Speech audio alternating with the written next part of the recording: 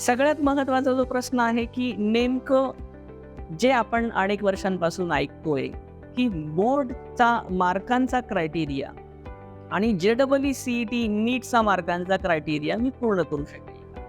जसं की आपण बघितलंय नीट परीक्षा जी आहे ती देत असताना 720 मार्कांची आपण देतो. परंतु मेडिकलला प्रवेश घेत असताना 12वी बोर्डामध्ये विद्यार्थ्यांना 50% जे आहेत ते बंधनकारक आहे.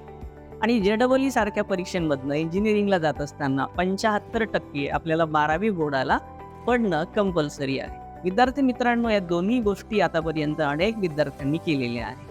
आपल्याला रिपीटरसाठी तयारी न करता रेग्युलरमधनं जर यशस्वी व्हायचं असेल तर आपल्याला पहिल्या दिवसापासूनच 12वी बोर्ड आणि जे-ई-ई, नीट यासारख्या परीक्षांची तयारी जर आपण केली तर बोर्ड मार्कांचा जो क्रायटेरिया आहे तो सुद्धा आपण या परीक्षेसोबत जे-ई-ई, नीटसोबत पूर्ण करू शकतो. त्यासाठी आपल्याला फक्त योग्य अशा प्लॅनिंगची गरज असते.